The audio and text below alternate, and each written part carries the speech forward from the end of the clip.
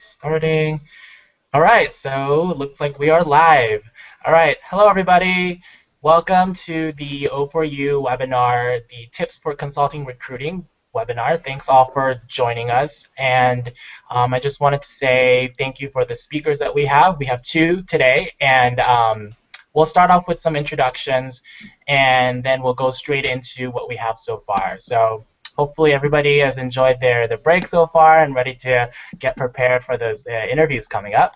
All right, so as an introduction, I'll start off. I am the O4U's consulting cohort leader. My name is Daisuke, and this is the second webinar that we've done this year. And so I'll give you an agenda later. I currently go to UC Berkeley. I am a senior there, and I've gone to some of the OUBCs in the past. So some of you might have seen me before. But yeah, that's a little bit of an introduction about me. And then I'm going to pass it on to Ned. So do you want to introduce yourself and where you work at? And then Ryan will do you next. Sure. Hi, everyone. My name is Ned Shell. I'm a second-year associate consultant at Bain Company in the New York City office. I graduated from Penn in 2012 with a degree in international relations and consumer psychology.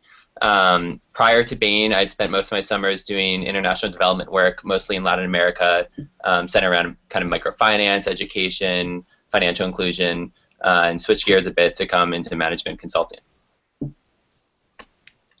And I guess that means I'm up. I'm Ryan Van Dyke. I'm a first-year business analyst in McKinsey's Toronto office. I graduated from the University of Virginia. Everyone at this point is probably wondering why Toronto. I'm a dual citizen of Canada and the U.S. is sort of the quick answer. Prior to joining McKinsey, I interned at a number of other firms, but I primarily did U.S. government work, and my focus has been on cybersecurity. So I also took a little bit of a detour towards management consulting. All right, so thanks Ned and Ryan for talking about a little bit of your intro. Today what we have so far for you guys is a little bit of different things that you can look to prepare yourself for the consulting internship recruiting coming up in January and February. So we're going to be talking about resume and cover letters, networking, and then introduce you guys to the case interview style and how that all works. And in terms of questions that you may have, feel free to post them at the Google event page. I'll just be taking some of them and asking the professionals here about some of their tips and things like that. So we'll be taking questions after each of the three sections that we have so far. And so we'll go straight into the resume and cover letter. But actually, before that, I did wanted to talk a little bit about what you can expect for being O4U in the consulting cohort.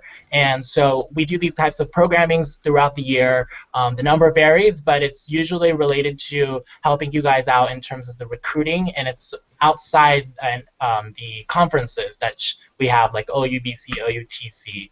And you can also connect with other members from the consulting cohort, as well as some of the professionals here. And so I think it's a great value, and we want to try to offer that value. So we're always also looking for feedback as well. So that's what you can expect for O4U. And now I think we're going to go into the resume and cover letter section. And so Ned's going to be talking a little bit about some of the tips that we have to get your guys' resume and cover letters prepared for the recruiting session. So Ned, take it away. Great. Thank you, Daisuke. So preparing a resume, there are three main things that, and this is actually true, three main things that Bain looks for in a resume, and I assume it's probably the same with most of the other consulting firms. We bucket them under leadership and extracurricular experience, academic performance, and also work experience. And so what I'd like to do is just kind of delve into each one and tell you how you can best present yourself. And so when people are kind of going through those buckets in their head, they can check each box for your resume. And Ryan, feel free to jump in if I say something you totally agree with or disagree with.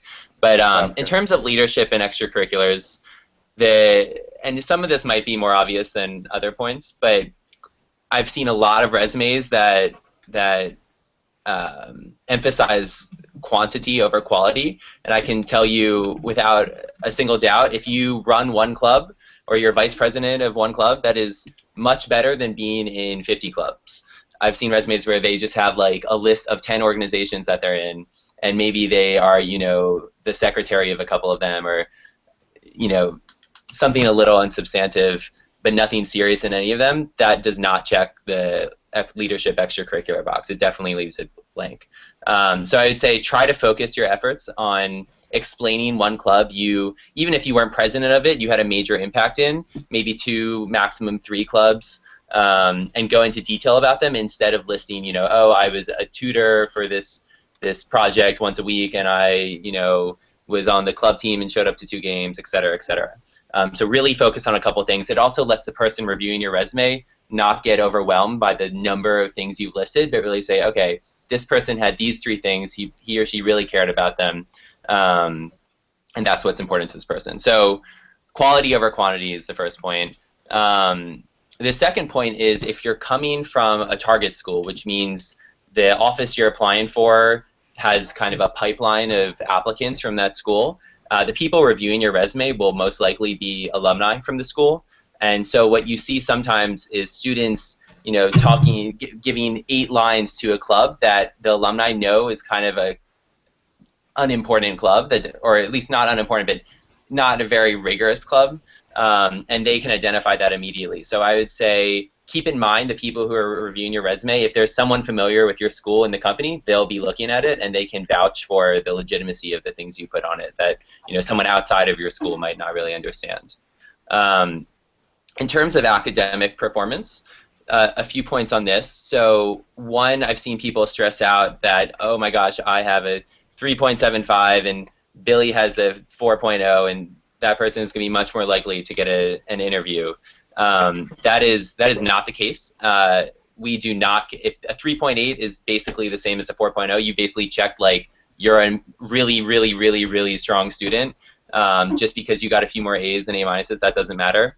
I would say on the flip side, if you're below a 3.5, then you want to maybe you took a very rigorous course load and you want to highlight that, or something.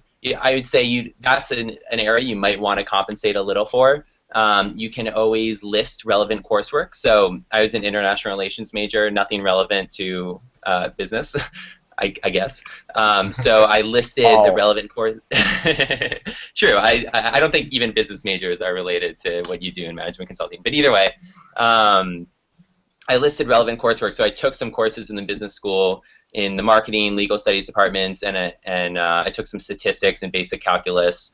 I didn't, of course, call them basic calculus and basic statistics on the relevant coursework, but I listed those things so that the companies I was applying to kind of had in their mind, oh, this person has demonstrated an interest in the types of thinking and skills that are relevant to this job.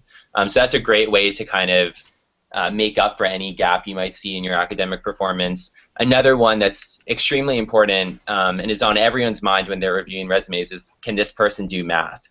And that doesn't mean can they, you know, chug out integrals and derivatives and Maclaurin series. It just means, can this person, if they're in a room with a team and they're shown a bar graph, can they kind of say, oh, that's about 30% of the market? Really just mental math. So the way you can prove that is, like I just said, show relevant coursework. But if you have a good SAT math score, and I'd say that's anything above, anything in the low to high 700s, I would list it. I'd absolutely list it. If someone's a classics major with work experience in research departments and other classic university majors, whatever, if they have a high SAT math score, we think, that, at least in our minds, that means they are good enough to at least test out in the case interview to see if they can do math. So I would say try to prove you can do math. If you can't do it with your SAT score, if you can't do it with your coursework, make your resume formatted in a way that just sounds kind of mathy. So I would say, oh, in this club I increased participation by 30%. Like, they want to see you think in numbers. What else on that point? Yeah, I think that covers academic performance. And then in terms of work experience, if I had to say one of these 3 things between leadership, extracurriculars, academic excellence, and work experience, if one had to matter the least, it would actually be work experience. Other people might disagree, but when we're looking at resumes of undergraduates, we don't expect all of them to have done corporate work before, doing well in school and doing well in your extracurriculars is very indicative of being able to do well in an actual job. So I think a lot of people freak out about, oh, I need, you know, an amazing internship my freshman summer, my sophomore summer, or even my junior summer. I have a fellow consultant in the New York office who spent his junior summer before applying to Bain writing a crossword textbook. He did so well, he actually got to publish some of them in the New York Times. Absolutely nothing relevant to business, but still extremely impressive, shows he's smart, and then he did end up getting a job. I wouldn't say you should spend your summer writing crosswords, but that's just an example of, you know, someone who took a different path. I would say that you do want to show you've done something with your summers, though. So, you know, a brand name isn't a bad idea if you have something at a company everyone recognizes, Goldman Sachs or something. It's definitely a positive. But I would say you can also do something that is really, really cool. So we see people who, you know, helped manage an orphanage in Nigeria, even though they weren't doing operations at an investment bank or a Fortune 500 company. That's still really cool. It shows they're passionate. It shows they work really hard. And that's, in my mind, that's just as good as doing investment banking the summer before they apply.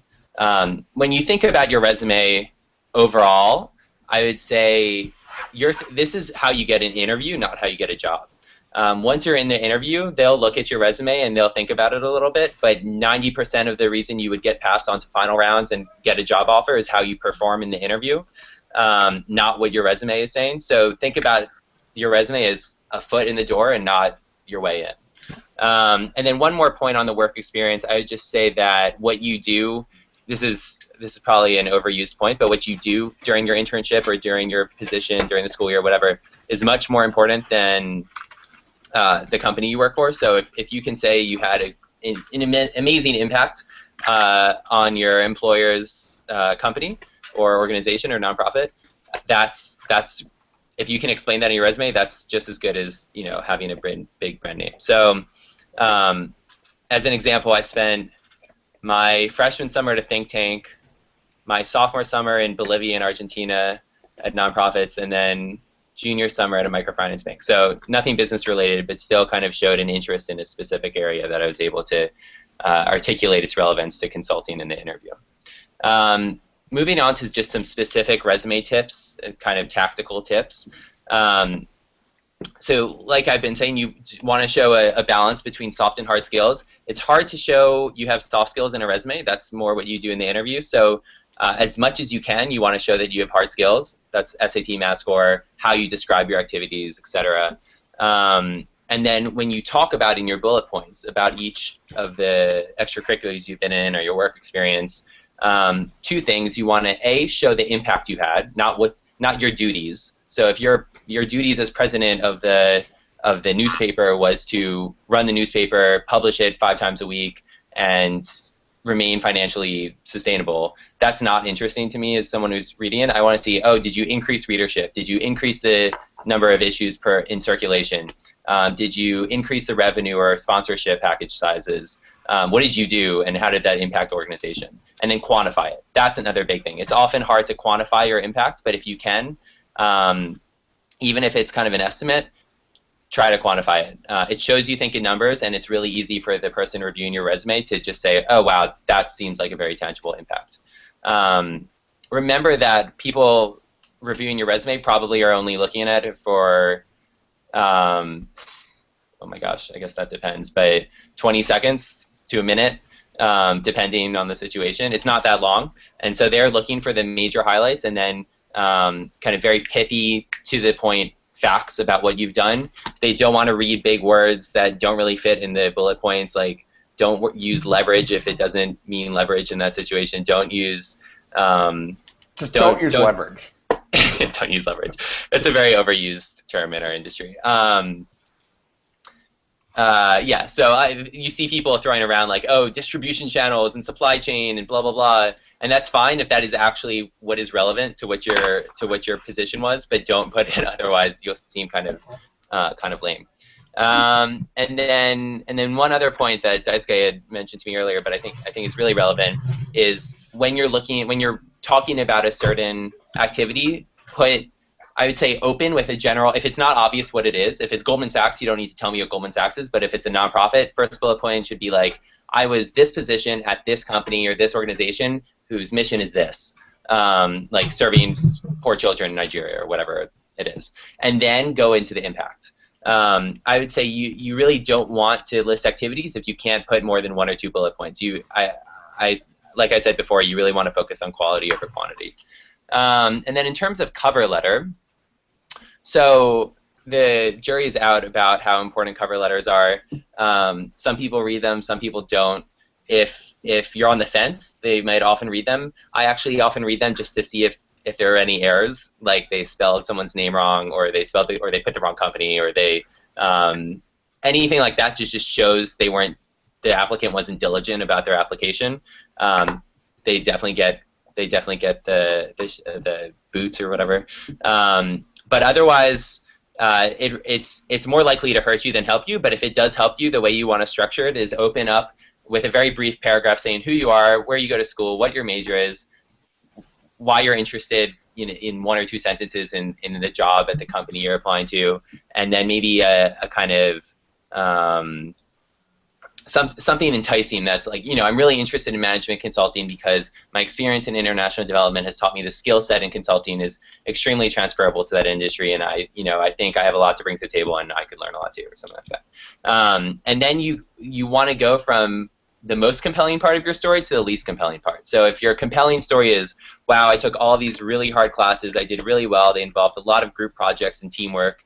Here's an anecdote about how I led a team from what we thought was going to be an F to an A+, and here are some classes that I took that I thought were really relevant. Then do that. If you had some work experience that you thought was really relevant, like, I was in a really difficult situation this summer and the team wasn't getting along, I really pulled things together, and then we had XYZ results. Start with that, and then go to your academics, whatever order you really think is necessary, but then just end with another succinct reaffirmation of why you want to join this firm, and your contact information, even though they have it from when you applied on their website. And to any extent you can list people you talk to at the firm for more than a minute, then list them. And to any extent you can detail something specific about the firm, even if it's just once, especially at the very beginning, like, oh, I talked to Bob about the really cool nonprofit projects that these consultants do on the side. That's something that really interests me and really perked my interest in the firm, and now I'm really excited to apply. So I'd say those are the specifics on cover letter. Again, resume much more important to getting you an interview than cover letter, but cover letter is certainly important too. And I think that kind of wraps up my points about those things. Anything to add, guys? Nope, I'd agree with most of it. Cool. Ryan, anything to add? So for most of that, I definitely agree. In terms of whether or not cover letters matter and things like that, I think it actually varies depending on your school even. So for example, at UVA, McKinsey doesn't even take cover letters, probably because the number of students applying out of that school is absurd and they would never have time to read all of them. I definitely agree with, make sure that you're showing that you can be quantitative and things like that. For McKinsey, I wouldn't necessarily list academic classes and things like that, only because unlike the other firms, you'll take a quantitative test. So we're going to know well before you even get to the first rounds how good you are at math. But other than that, I'd say definitely if you're not having that quantitative test, you need to show that you are quantitative, even if your major may not be. And Ryan, maybe they did it differently at Penn, but is the quantitative test after you get a first-round interview or before? It's at the same time, so I would say after. So you'll only take the quant test if you have gotten the interview. Okay. But I guess the way to sort of think about this then is we just won't consider math as much when we're reviewing your resume as others will, on the assumption that we'll get to test that. And just for everybody's information, the quantitative test that Ryan's talking about is the McKinsey's PST, and I believe that's what does that stand for again, Ryan? Problem solving test. Problem solving Yes. test. Yes. Okay. Yep. Yes. And that could be. I know the McKinsey website also has some sample PSC tests that you can take to prepare for those. So feel free to go to the website and just get more information about that. Yep. And so, just time-wise and everything, I think that that's good enough for the resume and cover letters. And I'm just looking over here for any questions. For those that are listening in live, please feel free to put your questions on the Google event page, or you can just message me on Google Chats. Either way works. So resume and cover letter. And we're going to go next to the networking portion. And so, Ryan, if you're Yep. I think you're breaking up a little bit on my end. Yeah, me too. You want to just take it away, Ryan, and hopefully he. Yeah. Regardless, I'll roll with it. Yeah. So I'll take a little while and just talk about this term everyone loves to throw around, networking. And I will start by saying Ned definitely got the more important of the two things here, at least from my perspective, when it comes to getting the interview. For me and from my perspective, networking is important, but it's something that comes along sort of as a long tail consideration. So you can either do really, really well at this, or you can be really, really bad, or it just doesn't matter. And so I can explain that with a couple antecedents and sort of case examples that I have from people. If you generally just come off as arrogant or not likable, you can ruin your case no matter how great your resume is. They will make a note of who you are, and that will be that. So rule number one, don't do that. If you are highly likable and you can get people engaged in who you are and you know what you have to offer, you can get fast tracked to a sort of at least first round consideration. For the majority of people, it's more an opportunity, I think, for you to actually gain information and get tips and tricks on what to do in the first round interviews. At least that's more along the lines of what I think I use the networking events for. And so some key points here is, you know, try and make an impression in the best of way. And the way you're going to do that is not going in with sort of a list of questions necessarily or with some sort of overall target. Go in and just really try to get to know these people. I mean, most of the people you're going to be meeting were in your spot just a year earlier. And so if you can approach them at sort of a personal level and show, in some ways, respect while also showing that you can be an equal, I think that's the best way to approach it. Part of, you know, the strength that I find in management consulting things is the fact that it's a lot less hierarchical, I feel like, than a lot of other industries. So the idea is you should be able to present yourself and you should be able to speak intelligently and engage with the people in the room as if you already had the job. As far as gathering information and things like that, I would say you do not make this your main priority. I don't like discussing things that are very commonly and easily found on a website. Yes. So do not come up and ask me questions that you can just as easily get from the career website for two reasons. One, I probably already got asked that 5 other times. And secondly, it will come off as you having not done your homework and your prep for it. And that just shows sort of a lack of interest in the firm generally. That does not mean you can't ask about, you know, what kind of work I've done and things like that. That's all fair game, and we'll share what we can. And then you can use that to sort of try and find those connection points, those similar interests, and expand on them. So again, as far as how to prepare, rule number one is just do your research, do the due diligence, understand generally what management consulting is, what we do. And to the extent that you can try and tease out little bits about what makes each firm unique, you can do that as well. But that is also something that I think is very important in the networking part for you personally. Maybe not as far as getting the interview and things like that, but I think it will help you sort of distinguish where you want to be and what the little differences are in the firm. Feel free to reach out to contacts, family members, friends, alumni, anything like that. Again, for your research purposes or anything else, also realize that people you know will probably, you can ask some of these more general questions that you could also find on the career website, and they won't judge you as harshly. So feel free to do that. As far as other things, coffee chats tend to be more personal in nature. If it's a large network of people and you have multiple sort of little groups forming around people, one, go to the consultant or analyst with the least number of people. They're more likely to remember you.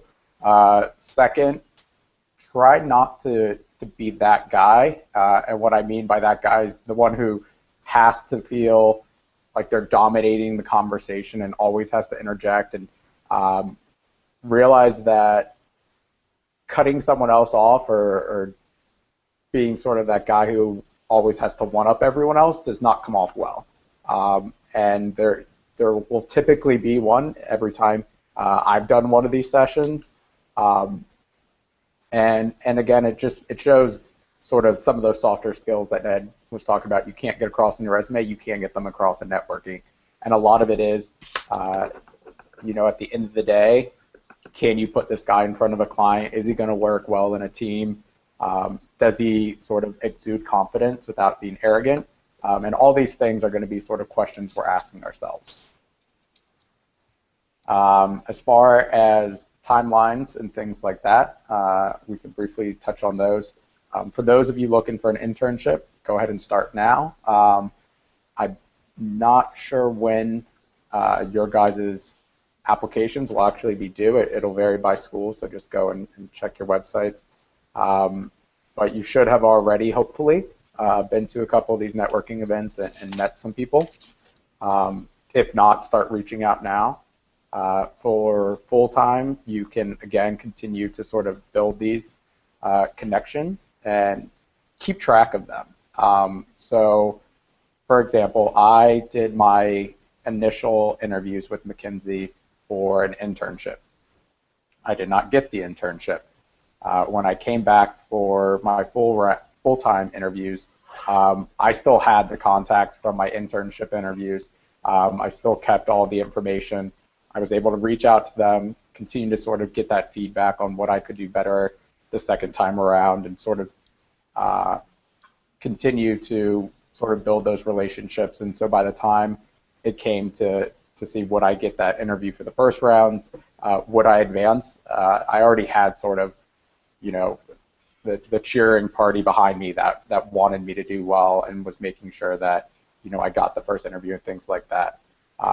So two lessons there is, one, keep in contact, and two, don't be discouraged if you don't get the internship or the job the first time. I think most of us do not. As far as other things, I don't know, Ned, is there anything you would add to any of that? Yeah, I agree. Definitely didn't get the internship. I would say one thing, now that recruiting is in full swing, I've been reminded of this fact is, and even at OUBC a little bit, but some people think that more airtime equals more likelihood of interview. So, you know, that could mean, you know, the more people I talk to, the more chance of interview I get. That can actually be a bad thing if I'm like, oh, who have you talked to recently? And it turns out we've all talked to the same person and they asked us the same boring questions. That could actually be a bad thing. If you keep me on the phone for like 45 minutes, well, we'd have to end it before then. But keeping someone on the phone for longer is not a good thing. In fact, making it short is probably better because people are busy and they want to get back to their job. So being mindful of that. There are a lot of people who think the longer the conversation is, either in person or on the phone, the better it is. That's definitely not true. Usually, as the person talking to a professional, you can tell if there's kind of a connection within the first 5 to 6 minutes, and if there's not, you're probably not going to get an interview from the conversation, and you should just move on. And then I think just the attitude about networking is often, if I go to this event and come out of it without having made this lasting, amazing impression on someone, I failed. And that makes people be really aggressive. That's the wrong attitude. The right attitude would be like, oh, I'm going to go to this event. Maybe I'll learn a few things, and maybe I'll meet someone who, I connect with a lot and helps me down the line. But being a lot more relaxed about it. I mean, like Ryan said, this is not the most important thing about your application is your application, and this is kind of very peripheral to that. So that's my 2 cents. Great, Ned. Thanks, Ryan. And I think one thing that I wanted to add here is also when you're doing the networking, of course, being genuine, and in terms of the questions that you want to ask, it's also ask the questions that really would help you out in terms of building your story. So you'd want to continue to ask yourself why the company, the why consulting, and why you, basically. And so as you're going through the networking, make sure that you ask those types of questions. Some companies, like Bain and McKinsey, have those cool different types of programs that you might be interested in, and you might find that in a particular conversation. So when you find those things, sort of ask the questions to get the information so that you can then bring it to the interview and say, okay, this is what I know about the company, kind of thing. So that's something that I wanted to say and touch upon. And I think that's good for the networking session. Thanks so much for both Ryan and Ned. And now at this point, I want to move on to the case interview section. And this is just an introduction to what a case interview is like. Again, like what they said, at the end of the day, it's really you have to nail the case interviews. The resume and the networking get you the foot in the door, but at the end of the day, you have to be very professional at these case interviews. For this webinar itself, we're not going to go too much into the details, but we're going to give you the overview and give you some suggestions, tips, and how to start practicing. So I'm just going to go straight into what a case interview is. It's basically strategy consulting firm's way of assessing candidates' problem-solving abilities and structure thinking abilities. And so in terms of the actual structure, what will happen is an interviewer will come in and ask you some behavioral questions and then present you with a case. And we'll go over what a case looks like in a few minutes. But the point is for you to sort of lead the interview and solve it in the most structured way possible. And there's different types of these types of cases. So some could be about market entry. So a company is thinking of entering a new market. What do you want to do with that? Another could be starting a new business. And growth strategies, profitabilities, those are all different types that are sort of up there. And those are different types of problems that, as a consultant, you would be looking into when you're actually doing the work. So some of you have probably taken a look at what a case interview looks like, and with that, some of you have probably started to take a look at the frameworks that you use. Frameworks is something you're going to hear a lot during the case interview practice sessions. The thing about frameworks is you use them to try to solve the case itself, but you don't want to do it. You don't want to overuse them so that it becomes sort of robotic. You always want to be very natural when you're using these frameworks. There's a few popular frameworks out there. Some of you might have heard of Victor Chang, and he has the profitability and business situation frameworks.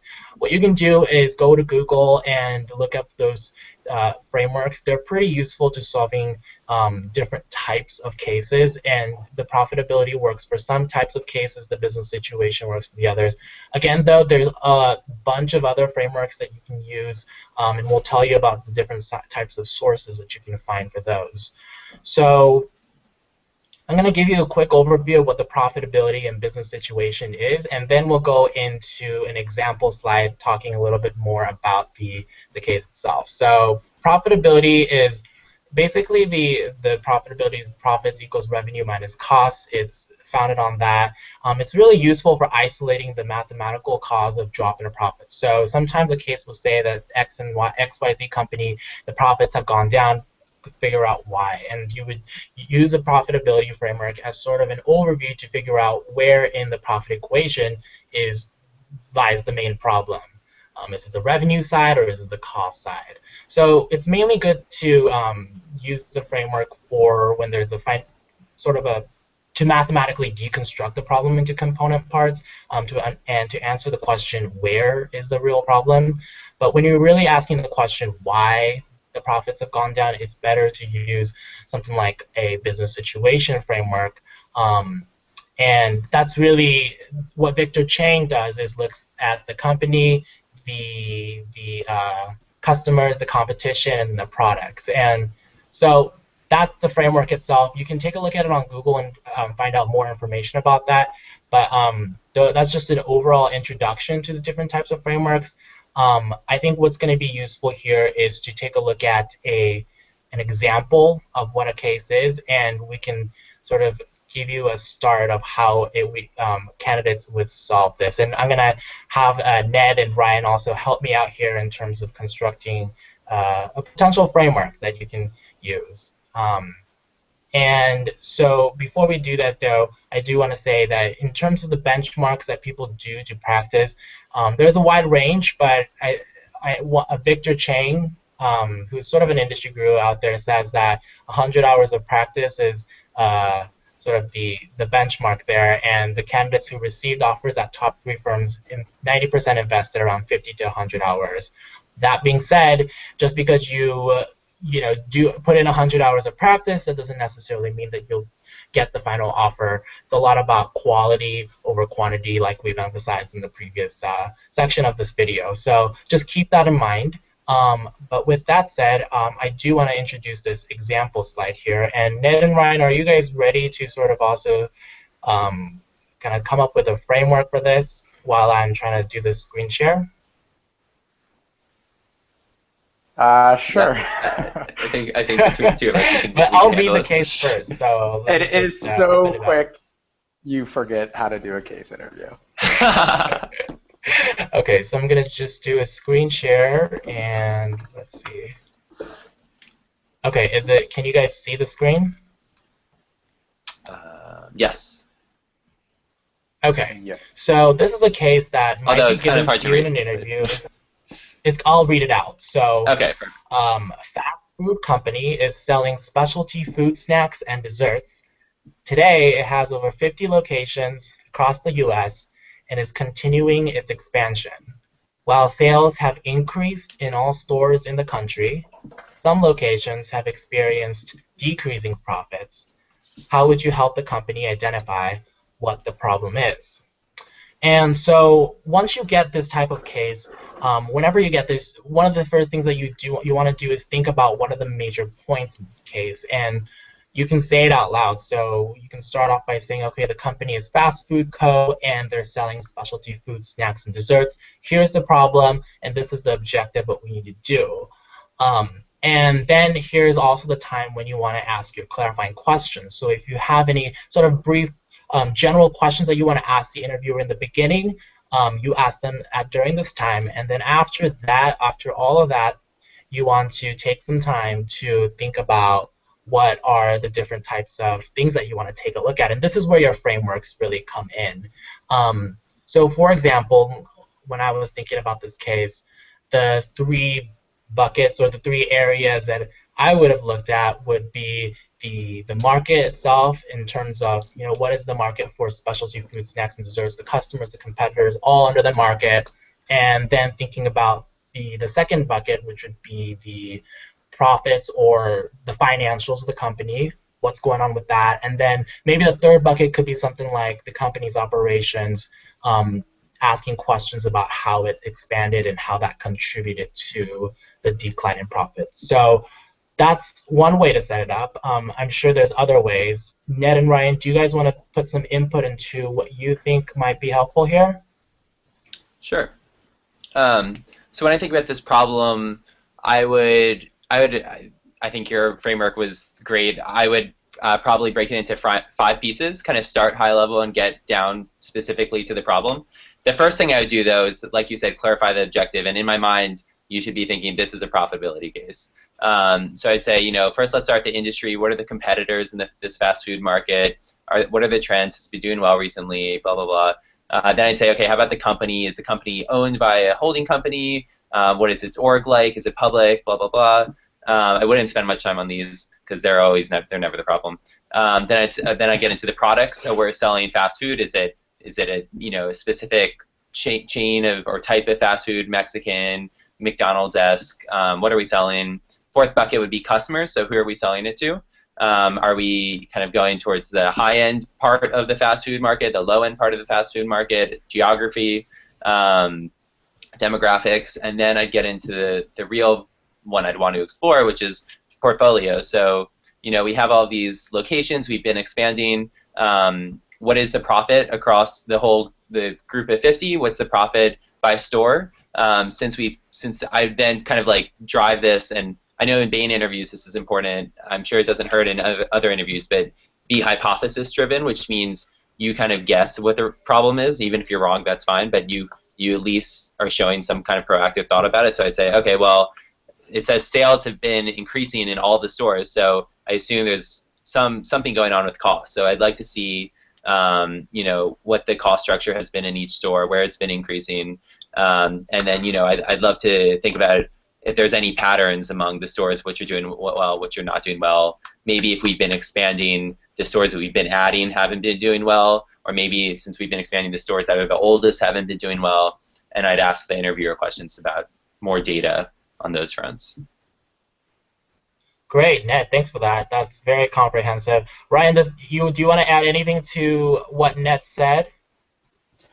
No, I agree with Ned, especially on his point on being hypothesis driven and really driving the interview yourself and not so much relying on the interviewer.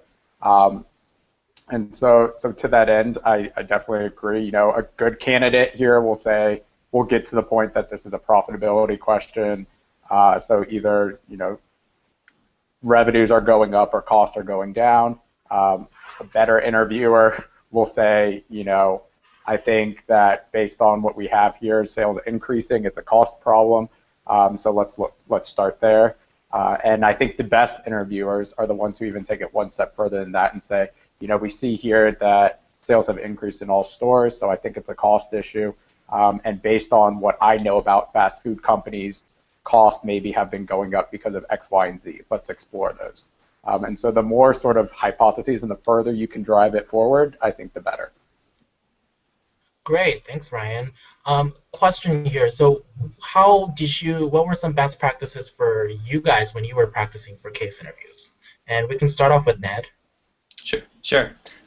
So personally, I didn't actually like Victor Cheng's website, but most people do, so whatever, pick your poison. But I think for me, especially not having studied business, it was great to start out with case in point. They have 12 frameworks in there that really kind of capture, they're very exhaustive in terms of the types of scenarios they capture. So just becoming familiar with all those different types of scenario is good, but then the next step forward, which is I think kind of what Victor Cheng does, maybe I'm wrong about this, but I basically, when I started being successful in case interviews, I basically had one framework that I almost used for every single case. And it was like 4 buckets. It was industry, company, product, customer, actually kind of like the one I just used. Product, customer, and then sometimes there was a 5th bucket like risks or opportunities and risks or something kind of fluffy that just sounded good that I didn't go into too much. So I'd say becoming comfortable with just like one framework that you can really adapt to different situations was very important. In terms of just tactical practice, I think unsuccessful applicants allocate their preparation time to 60% case interview, 30% behavioral, and 10% kind of research about the firms. I would say you want 90% case interview and 10% everything else. People don't do enough live case preparation, and they think spending a slight majority of their time on case prep is good or sufficient. But when you're being judged in an interview on whether you'll get the job or not, it's based off of how well you do on the case. And if you're a pleasant person, and honestly, you don't need behavioral questions to determine whether you like the person being interviewed. You can tell from the interaction in the case itself whether they'd be someone enjoyable to work around and someone kind of with a head on their shoulders. So I would say that's how you would want to allocate time. Oh, and then at least for me, practicing mental math a lot was very important. I know most Bain interviews I had, they wanted numbers pretty quickly without writing things down. They weren't long division problems, but they, you know, an example would be, oh, okay, our target market is $90 million. We can capture about 6% of that. What is that? And then you would have to kind of do in your head, like, okay, 4.5 plus 0.9, and give them the answer pretty quickly. So practicing mental math was another big thing, at least for me. Great, Ned. Thanks so much. How about Ryan? What do you think were some of the things that you did to help you get prepared? Yeah, so there's definitely no alternative to just practicing. Do as many as you can with as many different people as you can, because people give them in different delivery styles. You'll have some people who will take more control. You'll have some people who will sit back and literally just watch you struggle. So really just getting comfortable with different people's sort of approach to giving the case, I think, is important, as well as just exposing yourself to as many different scenarios as is possible. Aside from that, though, it really, for me, I found you have to kind of know what your own strengths are in order to prepare. So, for example, Ned said he had to struggle, or he struggled a little bit with the mental math, so we focused there. I was an engineer undergrad. Mental math was never a problem for me. I spit it out very quickly. However, I was not a business person at all, and I was not smart like Ned and took business classes outside. So for me, the most important thing was picking up the frameworks and really sort of understanding what are the right questions you should be asking in these. And that was sort of round one, internship interviews, what I did not do. And so I went back and I got feedback from my interviewers, and it turned out that you know, I had learned the frameworks very well, to the point of Ned's point of being robotic. And so the next push sort of beyond learning the frameworks is to throw them away. Don't get, realize that as, you know, we've talked about here, there's case in point, there's Victor Cheng.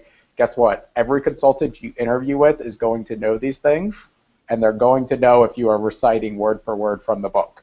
Probably because the 3 candidates before you did it as well. So one thing that I think can help is always having sort of what I think Ned referred to as sort of his fifth bucket that was sort of fluffy and sounded nice and wasn't necessarily, it shows creativity, it shows sort of thinking outside the box, and it, at the end of the day, when they come together to talk about how candidates did, you know, it can help them to click and say, oh, that was the guy who talked about X versus, oh, he did well. Because I'm sure this is equal across all firms, but the way sort of McKinsey puts it is, in order to get past the first round, you have to be distinct in every category, but you have to spike somewhere. And so what that means is, you know, you have to be good at the mental math, you have to be good at the case, you have to be good at the behavioral, and then you have to be really, really good at one of them. And so if you're not good at the mental math, then you get creative somewhere. If you're not good at sort of the frameworks, then, you know, you better ace the quantitative part. And so I think, as is my sort of advice in general for life, know yourself, know your strengths and your weaknesses when you go in, and play them up. And one thing I will say, just specifically in terms of McKinsey, because it was not like this for any of the other firms I interned with or interviewed with, you cannot only allocate 10% of the behavioral for McKinsey, because McKinsey interviews are that your first round will be 50 minutes, and 25 of that will be behavioral, and 25 will be the case. And so McKinsey actually weighs them in even our guidelines, in our scoring guidelines, 50% each. So I think, again, this is very specific to McKinsey. So if you're not interviewing with them, don't listen to this at all. Then definitely go 90% to the case. But realize that if you do go into a McKinsey interview, that behavioral portion, they will ask you one question and one question only. And you probably should have prepared because you will be talking about that experience for 30 minutes. Yeah, and with those types of interviews, they also drill down very much, right? McKinsey, they ask you, so what happened? And then Yes. what happened? What did this person say? And things like that, right, Ryan? Yes. Yes, Okay. they will. To the point that there are a couple interviewers who are tougher than others, you could say, and literally will try and get you off your game from time to time. I did not personally experience this, but I know others have, to where it's, well, where were you sitting and what was that person wearing and what exactly did you say? And so, yes, they will drill down and check every detail of your story. Great. Okay, so thanks for those comments. One thing that I did want to add is, again, with the emphasis of quality over quantity. So, while you're allocating your time, make sure that you are really honing down on what your mistakes are each case after case. So it's really not just a checkpoint. I guess you just did 50 cases, but it's really a checkpoint of, okay, after each case, you analyze what you did wrong, and then you bring those mistakes and what you learned to the next case going forward. One thing that one of my friends did that was helpful was to create an Excel sheet of just different types of things that went wrong in a case, and then so just you're tracking yourself throughout the whole entire process. And that could be one thing that might work for you as you start your preparation for cases during the winter break. So. And would you guys say that winter break is a good time to start for them in terms of the internships? Yeah. Go ahead. Definitely. Depends how naturally good at you are, but for people like me who are not naturally good at cases, it's definitely want to start by then. Okay, yes. All right. So great. So now I just wanted to come up with a little bit of some suggested resources that we have for you guys, and it's just a little list of things that you can look out for as you start your process. One thing is Victor Chang, and that's not the only resource out there, but he does have the 12 video YouTube series. He talks about different types of frameworks and how you can sort of familiarize yourself with the whole process, and that's important when you're starting afresh, just to know how everything works out and stuff. So you might want to just take a look at some of those videos and feel your preferences for what you like. Victor Chang also has the Look Over My Shoulders program, which is not free, but he has audio recordings of simulations that he's done with the candidates, and he also has a voiceover telling you what's good and what can be improved on. He also has the subscription email through caseinterview.com. That's his website, and he sends out some tips through email, and some of them are pretty good. So you can take a look at those. There's also another website called managementconsulted.com, and they have a bunch of tips for recruiting, like resume, cover letter, but also company profiles as well. So those are pretty useful. In terms of books, there's Case in Point that was mentioned. Also, there's another book called How to Get into Top Consulting Firms. You can just Google those and take a look at those books as well. And those are the different types of resources. Lastly, the O4U consulting cohort does have a resource for the juniors that are going to be recruiting for the internships. And also, if you're a sophomore and you're also recruiting, that's totally fine too. But this is the pure case interview sort of system that we have. And what you do is I'll send out an email later. Basically, you'll say you're interested, and then I match you with another candidate from O4U, and you guys can start practicing.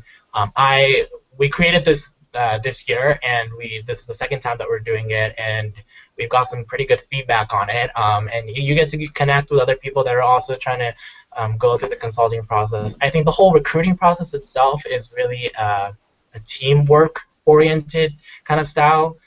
You have to, work with a partner to learn things and help each other out as you go through the process, and that's one thing to keep in note. So just keep that in mind, and I'll send a follow-up email regarding that. after this video is done. So that's that with the suggested resources. And I'm done on my end. Does Ned and Ryan, do you guys have anything else to add as overall before I wrap the video up? So I'll add just to your last point on its sort of team effort and things like that. I can honestly say probably the best case practice I got was not doing the case myself, but giving it to other people. I agree. So you'll find that you are able to, one, get different approaches and different ideas if you are working with other people and giving them the case. And secondly, in order to be a good case giver, you have to know what you're looking for. And so it will really cause you to step back and look and say, you know, here are the things that I'm going to be evaluated on, because you're actually evaluating someone else on that. So as often as you're practicing a case, I would be giving them as well. And my last point would be that I think a huge portion of your success in a huge factor in your success in a case is how confident you are in the case. If you're talking with ease, a little bit conversational, but mostly professional, not using a lot of ums and so's, making sure to look the interviewer in the eyes, that is super, super, super important, because half of consulting is talking to clients and presenting in front of clients, and they kind of proxy for how good you are at that skill with how you act in the case interview. So I'd say focus a lot on the kind of the soft part of the interview and the delivery, and also realize that at least I was petrified that I was going to get a case that I'd be unable to solve because of a lack of math knowledge or industry knowledge, and just realize that would literally never happen. You'll always be equipped to solve it. So if it's not coming to the top of mind, you just have to think about it a different way, but it's there. Okay, great. Yeah, and if you want to start practicing, there are also case materials out there. A lot of the MBA programs have different types of cases that they release. The consulting clubs release different types of cases. So like the example that I gave you, there's multiple ones in a case packet. I think some of the good ones are like Wharton's, Michigan's, and they're out there on Google, so you can also look for them there. Also, if you have friends in these MBA programs, that's always a great plus to connect with them and get those resources as well. So that's that. Ned and Ryan, thank you so much for your comments and for your insights into this. Appreciate it. And I'm sure that the viewers here might see you at some other O4U event.